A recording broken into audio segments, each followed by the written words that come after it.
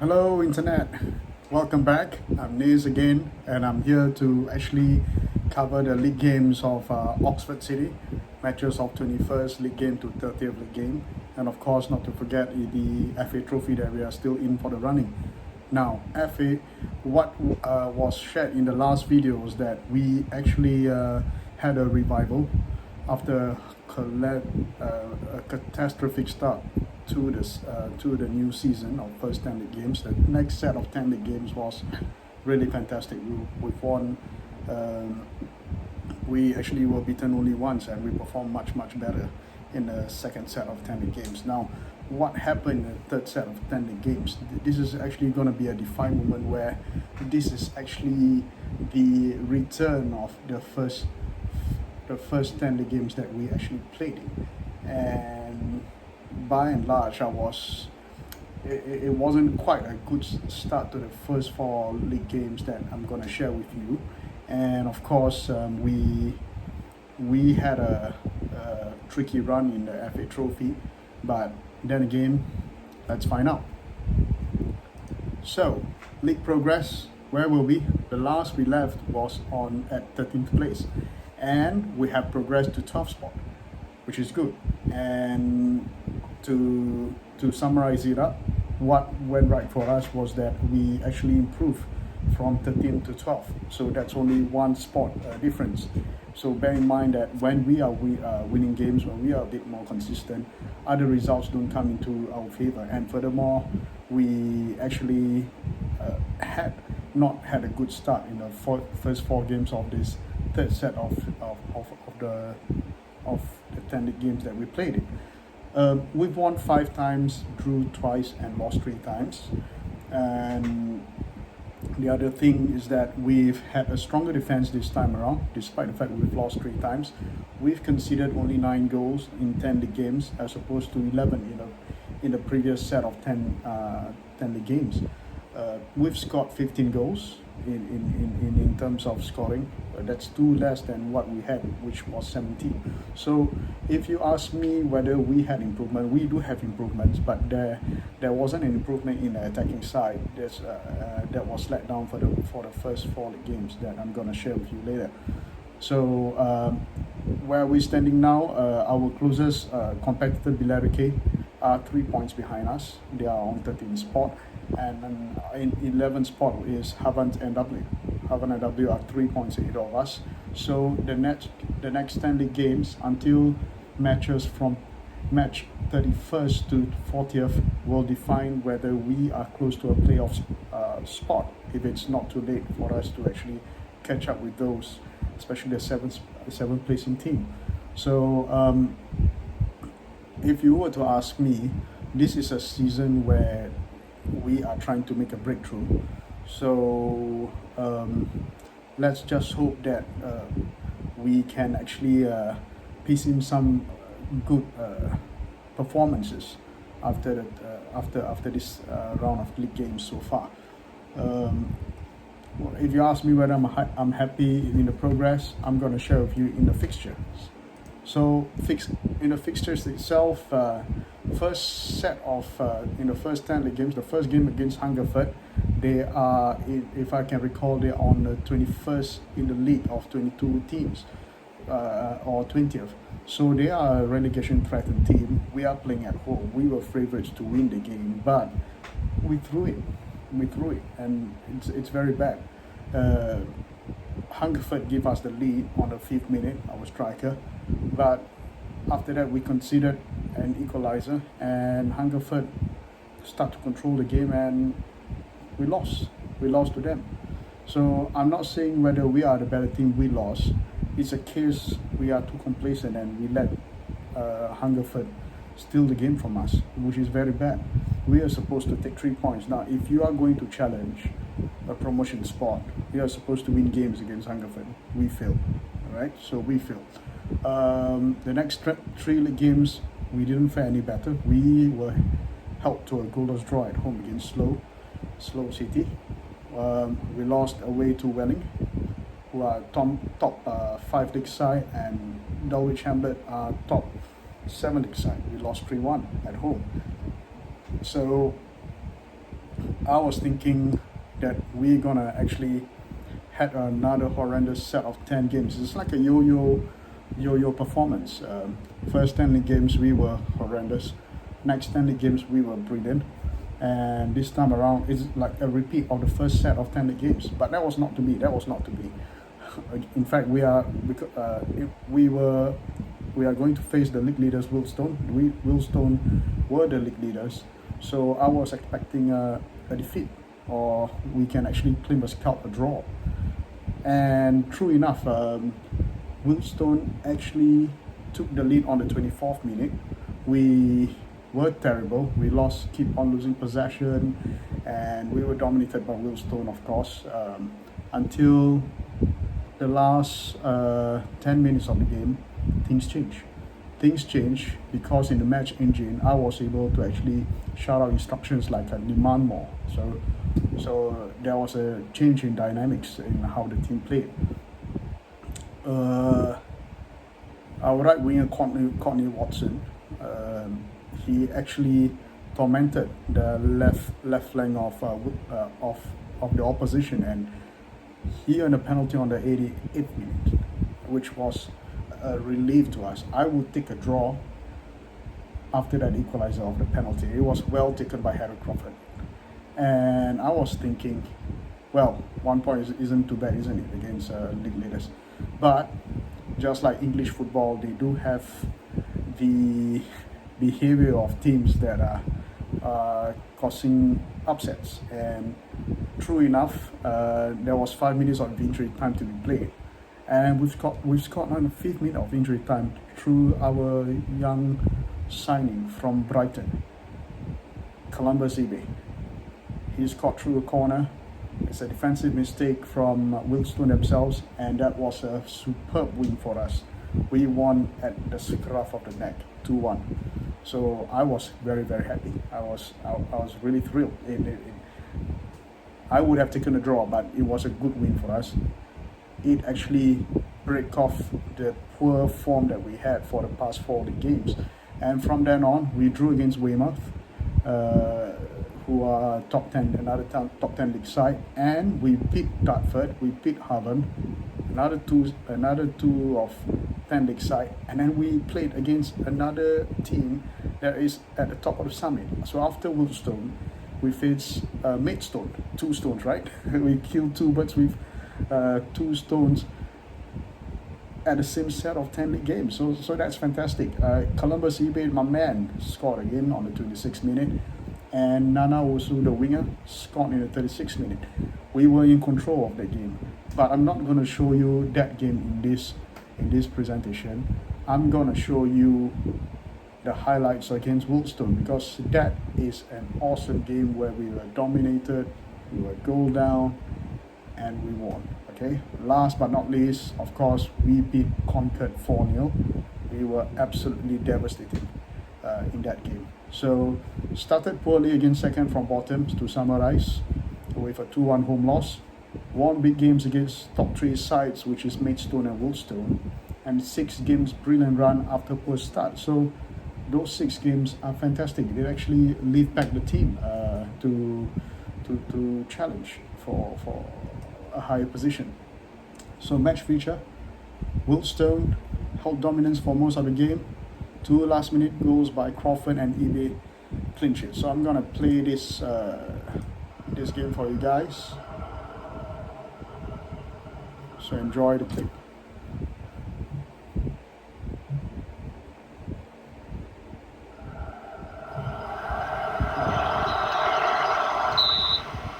So offside. It's the first minute.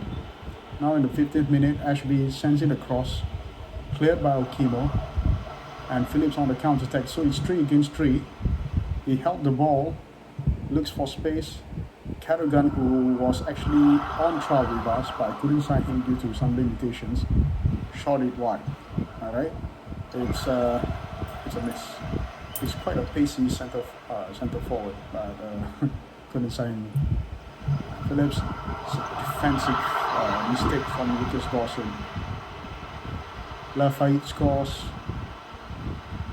Damn, that's sucky. So we are a goal down. Then in the 26th minute, corner for us. Ashby sends it across. No one's challenging in the central part of defense. Clifford on the counter attack. Wiltshire win back possession, but Clifford gains it back. And Wilstone counter from here. O'Kilmore with the clearance. Osler. Crawford wins it back. Ashby with a lovely ball down the left flank. Also turns and crosses it in. But again, Crawford just couldn't win the aerial challenge. We don't have that strength in terms of centre forwards, because our forwards are not really that tall and physically strong. But that was a brilliant ball through, and Crawford could save from the goalkeeper.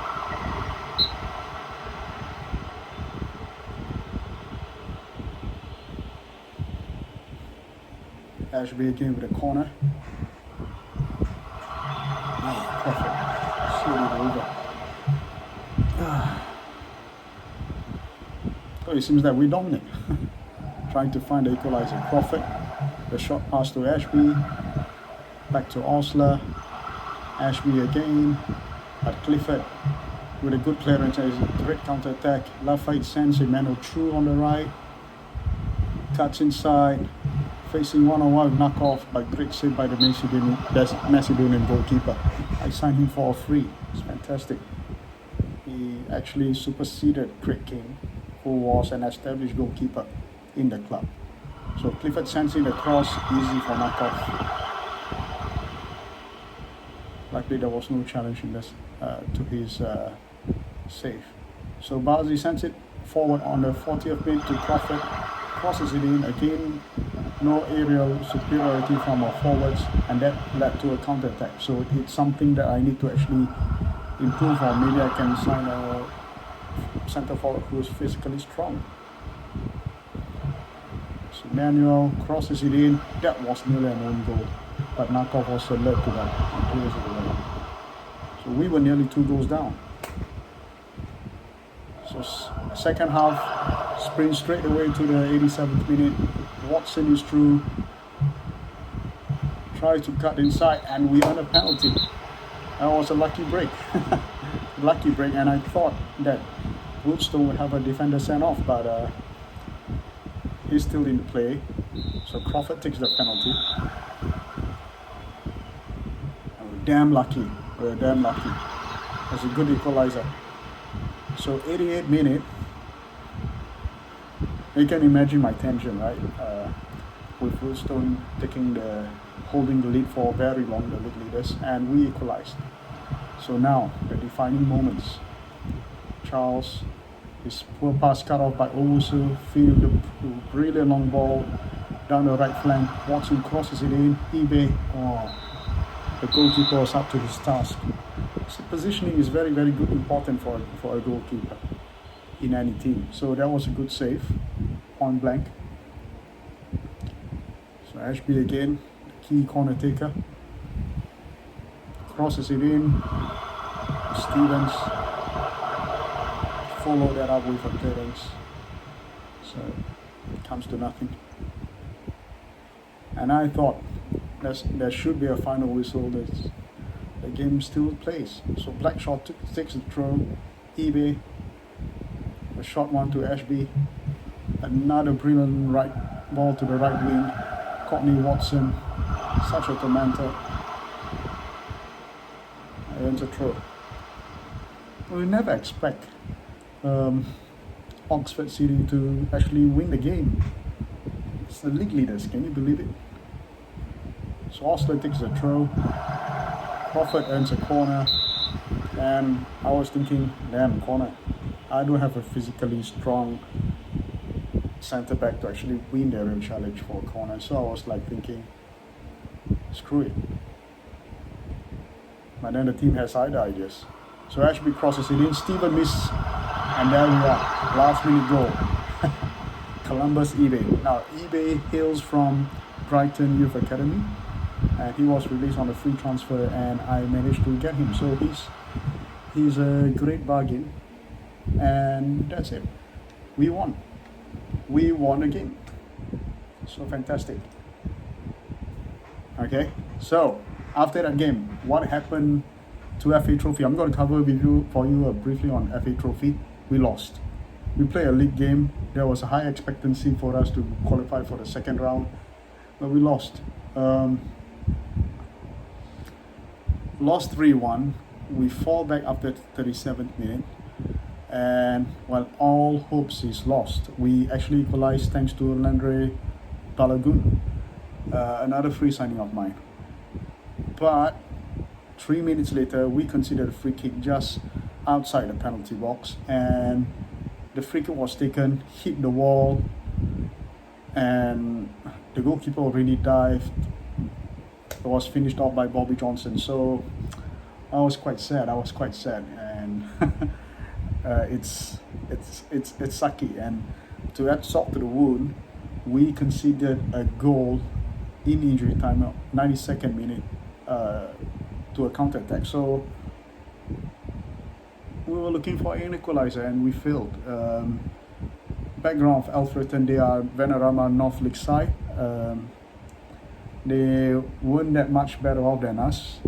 It's almost same position as us in the other league, but we failed. So it was financially it was a blow for us, because FA Trophy would have generated some revenue for us, but we blew it off. But this is a good lesson learned.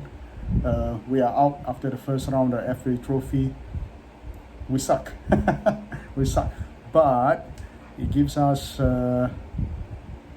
prioritizing the league itself. We can focus on the league. We can build on for the next crucial 10 league games from matches 31 to 40. So we hope that it can actually improve us in our quest for a playoff promotional place, to give us a chance. Maybe we can get a promotion. So that's fine. We will learn from that. Now, first 11 changes. I'm going to tell you that there are some changes in the team in terms of first 11. So I'll start with defense. In the central defense, the usual partnerships are either Osler, the captain, or it will be Bradley Johnson, our other defender, whom I saw free transfer. And Ruben Gill is a consistent performer. Now I'm going to share with you the stats after this slide of Ruben Gill. He's not really technically good in terms of attributes, but FM teach you something where you might not be a very good player technically, but if you are consistent, if you have the right attributes to succeed, like you can actually be a very good complement to the team. So surprisingly, it was a good risk taken by me, because due to the fact the other central defense partnership couldn't cope with the demands of the type of defense I needed. So Ruben Gill has got good height. He complements Parker in terms of jumping strength, in terms of pace. So he was fantastic. Usually I will play central defense tactic, but Ruben Gill gives me the extra option to be a central defense cover. Central defense cover. So Ruben Gill, fantastic. He covered that portion of defense, and he has improved the defense remarkably to the team. And I was quite happy. And move up to midfield is Ross Finney. Ross Finney is Scottish, and he is another young prospect whom I signed on a free transfer. Background of Ross Finney, let me see. Ross Finney, he actually hailed from Wolves. So Wolves Youth Academy released on a free. I got him on a free transfer on low wages, and he did very well. I'm going to share with you his stats as well. And he actually complements Ashby. He's a central midfield in a supporting role, and his attributes, he's technically proficient. Physically, he's not really a good player, but I will share with you certain attributes why he is successful in central midfield. 4, of course, Oxford City.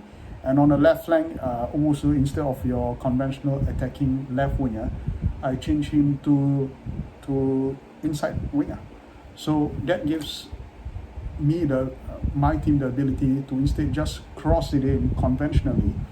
He can fool the defense and cut in from inside and gives us option and unpredictability to the opposition. So that's fantastic, really. And last but not least is the centre forward. Louis Rowe, our other centre forward, was firing blanks. He don't really have good games. So Columbus eBay was fantastic. He has given us the key in certain aspects. I'm going to share with you certain attributes to tell you why he is successful. So he forms a good partnership yet to be crystallized with Harry Crawford. So surprisingly, his strengths actually complements the team very, very well. So those are the changes for first 11. Now, Ruben Gill, as I shared earlier, ex-Leicester City youth trainee, got him on a free transfer. He's on a part-time contract where he can be bought over by other clubs for free. But of course, so far there's no interest. I think his attributes are not what other clubs are looking for. But if you look at his performance, his training performance are good. I put him on the focus of ball control to improve him technically as a central defender. But why ball control, Nizam? Why not you go for a defensive aspect of training? Why ball control? Well, it's very simple for me. A defender without good first touch, a defender without good ball control will leave you suspect in defense, especially when the opposition are a pressing team. So a good ball control, as long as your centre back wins back possession, they will not look clumsy to give the ball away. So that is very important to me in my tactics, and it's very critical. All right, and the other feature I wanna share with you about Ruben Gill is he has good jumping reach, a decently sized defender. He also have the acceleration and pace to cope up with the pace of English football in the lower rounds even. Anticipation he's improving, good bravery, so he can focus his tackles very well. Marking is decent. So I've got myself a good backup centre back who is slowly becoming a first team centre back. So I'm very happy.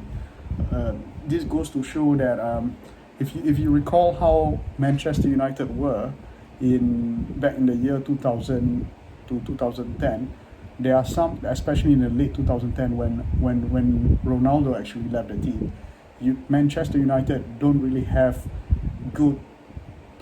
that many good players, but Alex Ferguson know how to deploy good players in critical areas. He knows exactly what each player can actually complement in a certain part of his play and tactics.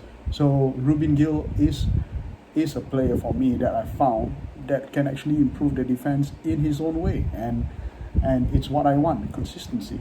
So doesn't mean you have poor attributes, you will be a very poor player. It doesn't really matter. If you are consistent, you can actually be improved with further training and so on and so forth, and with more matches to be played for, you will definitely improve further. So that's fantastic. He's good in the air, great ideal partnership with Parker, yet to crystallize, but you can see the signs from there. Next, Ross Finney, free transfer from Wolves. Now, as I shared earlier, physically he's not a very good player in that aspect, but mentally and technically he's proficient. So what do I mean by that? He's got good vision at a rating of 12. He's got leadership in midfield, and he has improved on his composure and anticipation, which is very important for me in central midfield, and his work rate is good. So I can have a midfield that is, to me, work rate is the most important aspect of midfielders, because if you have a poor work rate in the midfield, your central midfield couldn't cover as much as you want them to be in the midfield role. So that is important for me. And another feature of Ross Finney is that he's got good tackling, and he can win back possession for us, despite the fact he's physically weak. His tackling technique is good. Counter attacks are there. So I really admire this type of players who they are not really your star players. Sometimes if you have too many star players, you have a lot of prima donnas. So this actually proves a point that if you have a team player, you stand to actually gain more than if you have a selfish player who's technically good, right? For certain teams. So Ross Finney is something I really appreciate, actually having him in the team. And last but not least, of course, Columbus Ibe. If you've seen the match highlight against Wilstone, he scored the last minute goal.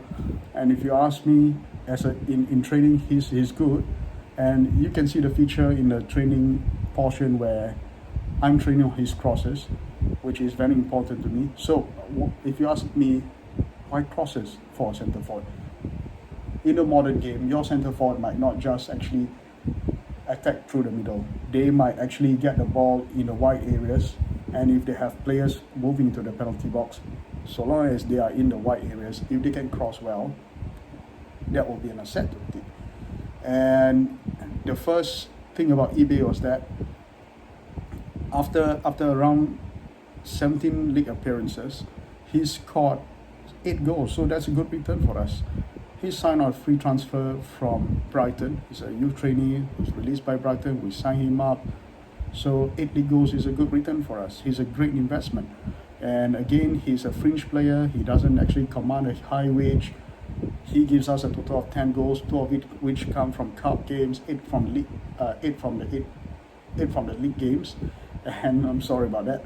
And of course, important thing about a poacher centre forward is that you need to have a good first touch. So you can see a centre forward with good first touch, good composure, and anticipation will give you a lot of advantage in key times to score goals. So I'm really happy to get another player who actually don't command high wages and who can actually provide you the performance that you expect in a team player. So it's good. So he has good ratings in both training and matches. So that represents a great attitude for the team. So I'm very happy. I'm really happy. So that's it for my coverage for the round 21 to 30. I'm sorry the video take too long because I would like to share a match in this presentation. This is very important for those of you who might think, yo Nis, should I buy the game?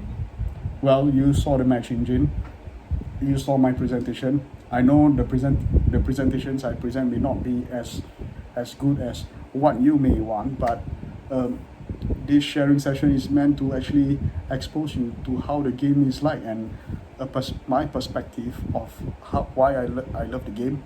Of course, the real football and of course Football Manager, and why I actually share for Football Manager, especially during this circuit breaker period, or MCO for what Malaysia calls it, or lockdown in certain countries. It gives you time to actually, after work or during your off days, you can actually release your stress. And this is a really good game where it stretches your mind. And it tells you, like, for those of you who played Championship Manager or the early versions of Football Manager, how much the game has evolved. There are certain feedbacks which I got from my friends is that, oh no, the game has evolved, there's too many things, there's too many match engine for me to cope with. But then again, games have evolved to a certain realism. So if you're talking about certain realism, you would expect the game creators to actually move in that direction. And that's fair, because we want to actually do simulate what a real life Football Manager need to organize the team to be. And it's not just the first 11 that you need to contend with. You need to actually build a strong backup reserves. You need to build a strong youth team, and you need to build a strong non-playing staff, and of course see how each player behave. So I can create a video to share with you certain features of the games, rather than how the Oxford City perform itself. But I will plan to do that, of course, and hopefully you guys will like the feature, and hopefully I can create such a video in very soon. So without further ado, thank you for coping up with me, and let's hope to see if Oxford City can do a miracle for the next 10 league games.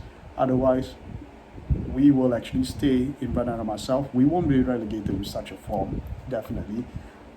There is still a chance to get into a playoff place, but we'll see. So that's it, guys. Hope to catch up with you soon. Take care.